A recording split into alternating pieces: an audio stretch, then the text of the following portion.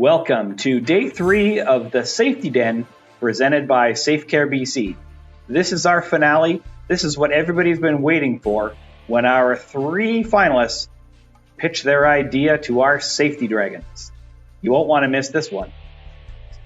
17 people sent us their ideas and innovations, and 3 of them are our finalists. One of them is going to walk away with the top prize of $1,000. Our 3 finalists are going to pitch their ideas to our safety dragons, and one of them is going to walk away with the top prize of $1,000. Are you ready? Because we're ready. Now let's meet the safety dragons.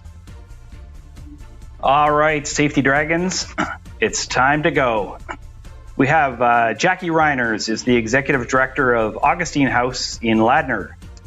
And Ava Turner is the Executive Director of the George Derby Center in Burnaby. And Rob Sangara is the Regional HR Business Partner for Rivera. And for those of you who were at the Safety Den 3 years ago, you might remember that Rob was the winner. So now he's on the other side. All right, are you guys ready? Because we're ready. Let's meet our first finalist, Heather Greer. Heather Greer is a rehab assistant at the Castleview Care Center in Castlegar. Heather, I'll turn it over to you now. My name is Heather, and I'm the rehab assistant here at Castleview Care Center in Castlegar in the West Kootenays. I've been here for 22 years. I've been the rehab assistant for 7, and I worked as a care aide here for the 14 before that. So I've been with SafeCare BC. I was there for 3 years on their frontline communication committee. And they've always sent us a lot of projects and gotten us trying to do things to make it safer at our facility. I've been the OH&S steward here for about 10 years, and I'm always game for being safe, especially in the facility. So I have done a few projects with care aide students and nursing students here because we're a teaching facility. But the one that really got close to me was the one that I did this time for the Safety Den. I've done it 2 years running with care aide students. And I took a portion of the Yes Theory project and I made it into my own little project called the Fear Solutions. So what I did was I asked the care aide students to come up with, when they're coming into a new facility or a place of work, what scares them? What are they afraid of when they're first coming in? And how are they going to do something to make them less fearful? Because as far as I'm concerned, if you have fear, you have stress. Stress leads to mistakes, and mistakes lead to an unsafe working environment. So they jumped on the bandwagon and they came up with a bunch of fears that they had. And then they came up with a couple of solutions. I'm not sure if you can see this little map out I did in the background here, but they came up with ways of overcoming those fears. It also opened a line of communication, and we're kind of lacking that in facilities in between departments and on the floor. So they actually got to discuss things with their instructors. They got to discuss things with their care aide peer that they were on the floor with. And I thought it was a great idea to try and incorporate it into the facilities. So I talked to my management, and we came up with a few ways of actually putting it into the facility. One was in interview questions when they were interviewing people, so they could get a bit of a baseline on who they were hiring and if they could overcome the fears by helping them out and talking. I also thought maybe we could put it in the orientation checklist. So when they're on the floor, they have to go through a series of questions and things that they have to do and check off before they're actually doing their main stuff on the floor, which I thought would be nice because then they could talk to the peer care aide or LPN or RN or whoever they're working with, and they'd gain a little bit of trust and they'd be able to work some stuff out. Thank you very much for that, Heather. That was great. Dragons, do you have any questions? What the biggest fear was and what was the most creative answer for that or solution? The biggest fear that I found with both, I did it 2 years running, was the fear of someone dying. So people weren't sure how they were going to react in a palliative room with a palliative resident. And that to me was the biggest one. I myself personally had that same situation when I first started as a carry, because it's a situation that you can't prepare for. So I think the way we got around it was we just told them, you can talk about it. If you don't want to go in the room, you don't have to go in the room. You do what's comfortable for you. So, but that was one of the biggest fears so far out of the 2 years that I've had this project running. So I'm wondering, Heather, what strategies would you consider to have senior staff apply in supporting novice staff? I think they just need to communicate with them, and they just need to be willing to listen to them when they're talking, because sometimes people just don't want to tell you they're fearful of something or they're afraid of something. So I think if the senior staff can pick up on any nervous cues and stuff, it would be, a good opportunity to open it up for them. So the project is basically based around communication, which we have a huge lack of in the facility. So I think the senior staff can make them feel as comfortable as they can and go from there. Have you thought about adding kind of like almost like a self-assessment questionnaire before and after their time to see maybe they were fearful and kind of something at the beginning, you did your intervention, and then maybe towards the end of their time with you, they self-assess again? Is that something that you've worked in? I did not work it in, but it's a good idea. Although I do believe the instructor did speak to them at the end of each of their practicums here. So, and by the end of each one that we did with the CARE students, they actually did seem to feel and act more comfortable, because they had a wide variety of things, from lifting people out of beds into chairs to just helping somebody get up with a walker, So I think she did, because she has to do a rounded out evaluation at the end of each thing. I didn't do it personally, but it would be something that we could definitely incorporate into the checklist part of it. Yeah, for sure. And my second thing is just I'm afraid of clowns, and so I wonder, so my kid can't have a clown at their birthday party. If I take your session and kind of work on it, can I then invite clowns to my kid's birthday party? Yeah, so then you'd have to open up the conversation as to what about the clowns makes you fearful. A lot of people have a fear of clowns. So yeah, I'm not sure. I mean, I wouldn't work it in here in this project, because we're not trying to be therapists per se, but you could actually ask yourself, what is it about the clown that you're fearful of? Thank you very much, Heather. Appreciate your submission, your idea, and your presentation. So thank you very much. Thank you all. Have a great day. Let me introduce our second finalist, Tony Hammond, who is the manager of Brockholm for Community Living Victoria. Welcome, Tony. How are you? I am well, thank you. Great. Why don't you start your presentation for our dragons? I sure will. Hi, I'm Tony from Community Living Victoria. Dragons, I'm looking for $1,000 for 100% of my idea. So my idea was to create popular games and basically teach our procedures and policies through the use of these games. So we created Emergopoly, which is based on Monopoly. All the real estate is CLV properties. It's played just like Monopoly, but we use Band-Aids for currency. And that was a lot of fun. We created a bunch of different boards that could be shared around the agency. And we could handle probably 8 people at a time at each session. So people had a ton of fun playing it. It really generated, right off the bat, much more conversation than we had seen before when we were doing our emergency training annually. And people were asking very relevant questions and discussing with each other, which was really, I think, a big benefit, rather than people looking at their watches and wondering, when will this be over?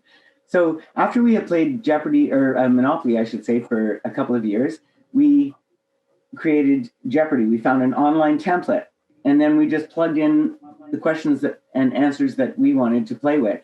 And that was a whole lot of fun. There was, opportunity for people to sort of play it in teams, so we could make it available to larger groups at a time. And the supervisor generally would perform as Alex, and the teams would ask the questions and or ask the answers and give the questions. It is very backwards. Some of the things that have come up from these games and from our current situation are interesting. We just talked about a lot about epidemics and pandemics and so forth. This was 2 years ago, and we had all the descriptions, and we talked about what were the differences, and then all of a sudden we're in a pandemic. Nobody anticipates these things, and because we're trained on them already, it was sort of easy to go, okay, we already have policy established on what our response is going to be, and we were able to then move forward to that. So really overcoming the reluctance to attend annual emergency training was one of the benefits that we saw out of this.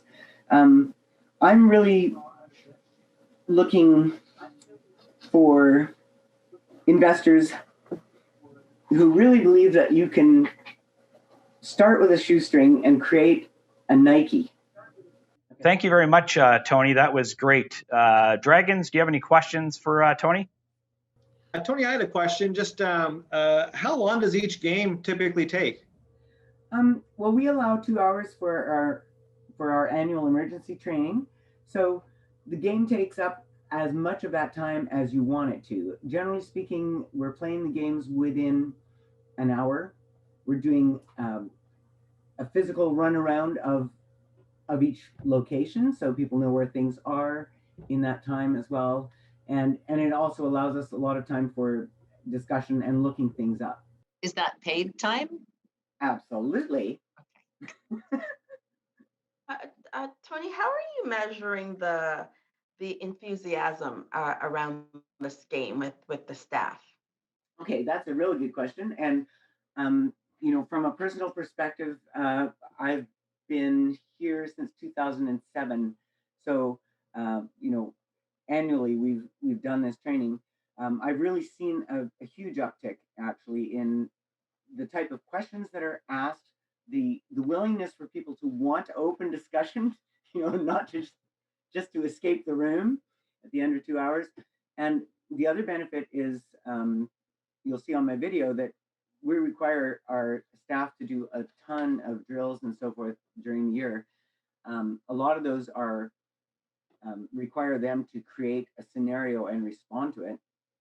And I've really seen a change over time in the thoughtfulness of the scenarios, the plausibility of the scenarios, and the sensible responses that people make.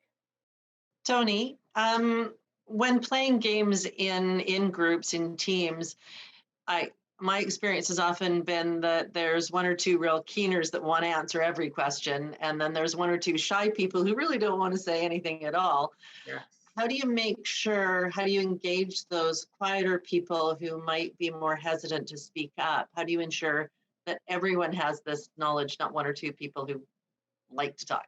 That's a really good one because I think with the supervisors acting as the bankers in Emergopoly or as Alex in Jeopardy, they're able to manipulate that fairly well. And Emergopoly, of course, requires everybody to take a turn. Everybody's going to end up with a question, and really directing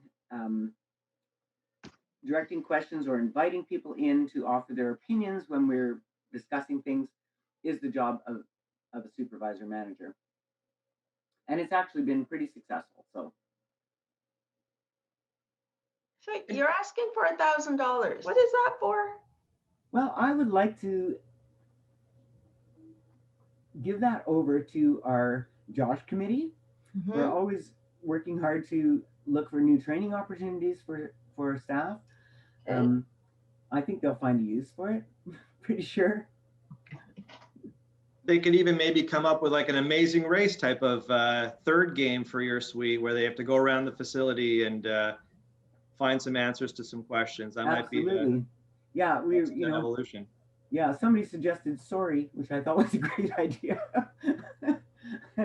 and I was thinking of Fear Factor last night, and I thought, no, not for this year.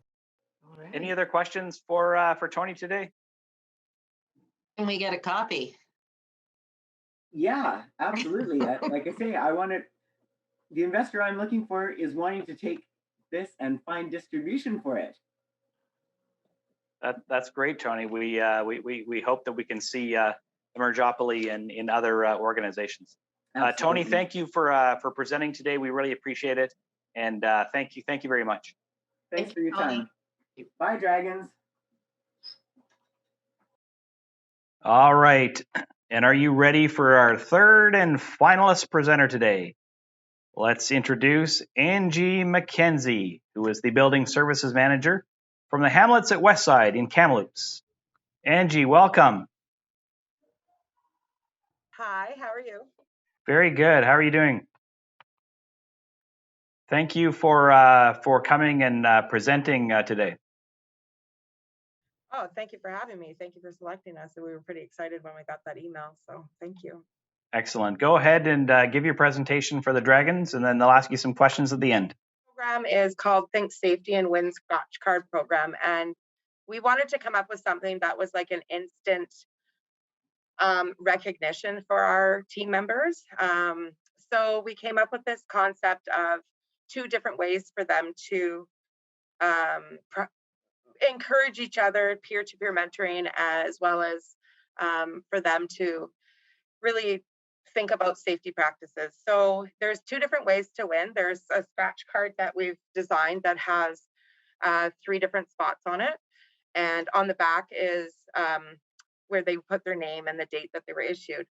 So they would scratch if the Josh committee as well as clinical will have cards on hand. And when we're walking around our home, if we recognize people that are practicing safe practices, we would issue them a card, instant card, and they can scratch 1 circle, which gives them an instant win. So they have an instant win right away, and it's based on a point value. They would go to our catalog and see what they win. And then on the back, they would fill out their name and who issued the card.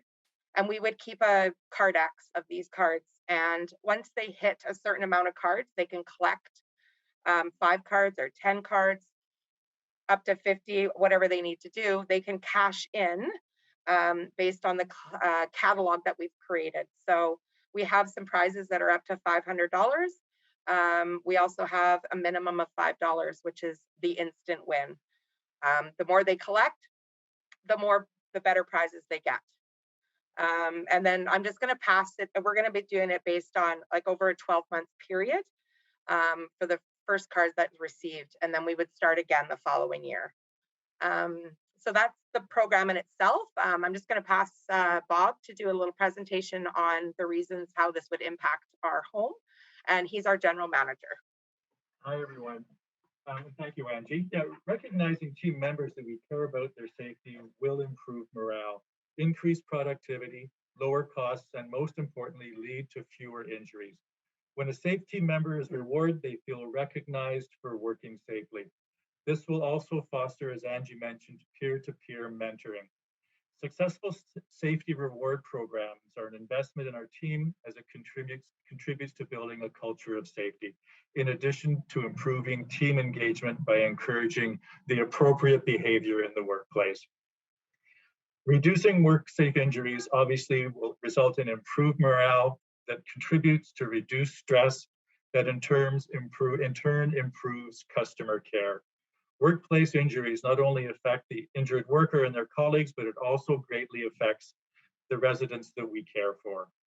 This program will have positive impact on many aspects of life here at the Hamlets of Westside. Reducing workplace injuries, as I mentioned, positively impact continuity of care of our residents as team members' attendance will improve. And finally, reduced WorkSafe claims will result in lower premiums for the Hamilton Westside, as well as potentially reduce team member turnover. Thank you, Angie and Bob. We appreciate that. Dragons, do you have any questions for Angie? I'm curious what the percentage of staff who have received a card so far. So we haven't actually implemented the program yet because we were about to, and then, you know, COVID hit. So it kind of got pushed to the side. And then now that we're in a pretty good place with all our procedures and stuff that we put into place for COVID, that we were going to start rolling it out. Okay. I'm curious of who's going to be monitoring this and ensuring that there is participation throughout. So that will be me. I'm going to be probably the main contact for this. We really want to promote doing. We kind of wanted to do a launch party for this program to get everyone engaged. So it's hard right now because we can't cohort people to have this launch party. So we might do it hamlet by hamlet and, you know, bring pizza in and discuss the whole program in itself and try to get them to market it as well as they go along. There, you know, a lot of people are all about instant wins. Yeah. And if they know that they could scratch, like they can scratch on instant up to $250 value. If they know that, and then I think we will get a very good buy-in with it. And I think that whole peer-to-peer mentoring will also kind of snowball into it as well. But we really want to not just throw out a memo and say, here's our new program, make sure you guys are doing something safe. We want to roll it out in a fun way as well.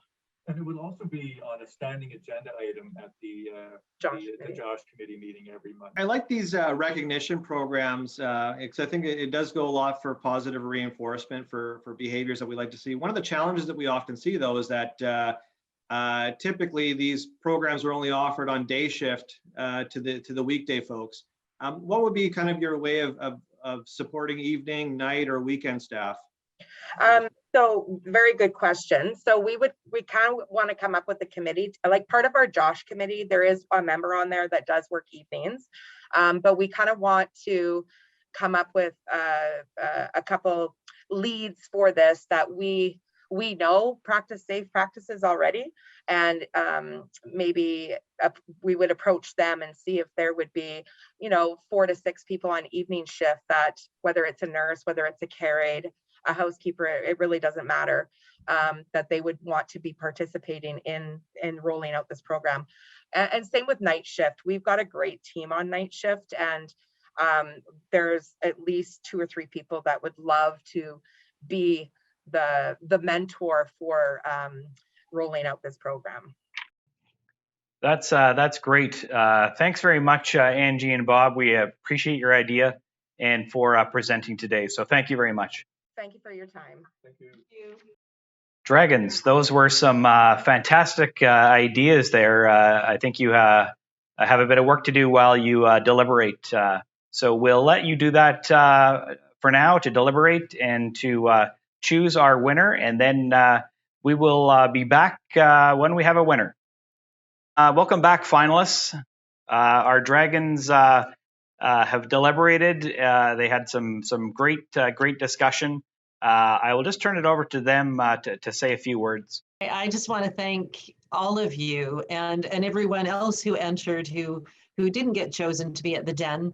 It's lovely and amazing to see so many people in our industry so committed to our staff and residents' safety. The imagination just in the 3 of your programs, your presentations was wonderful, and it was hard. We did a little bit of arm wrestling to decide who the winners should be.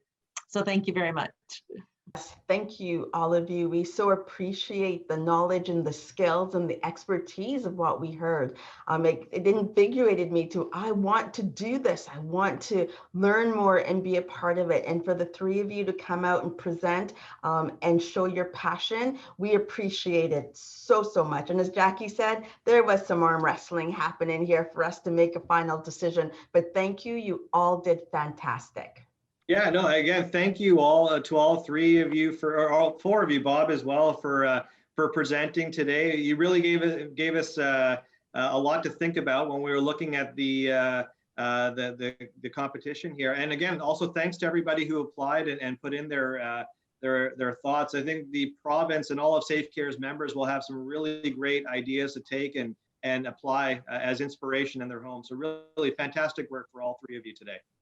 Excellent. Thank you. And thank you, Dragons. You did a fantastic job, as did our presenters. So we really appreciate all of you for participating in the 6th annual Safety Den.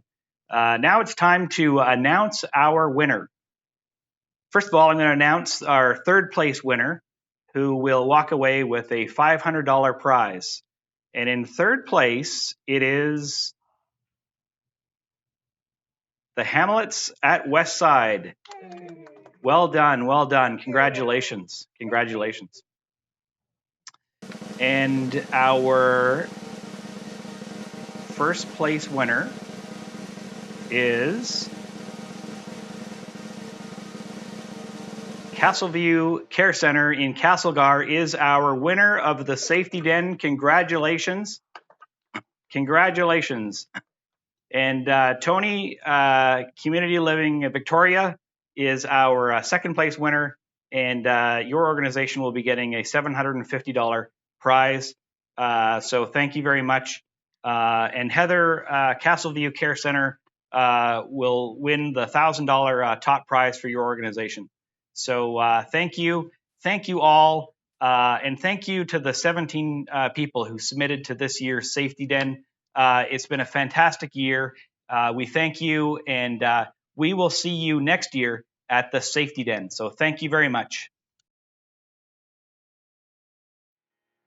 I'm going. I see a lot of excitement. I see we're bringing in new team members, and we want to get them on, and we get to create an environment that they're going to enjoy and want to participate in. So I really enjoyed Heather's presentation and putting it in orientation. And what she said was she needed the support to be able to build up the education. And I think that education with the mentorship and bringing a holistic team together. I think for me, Jackie and Rob, I'm all about fears and solutions.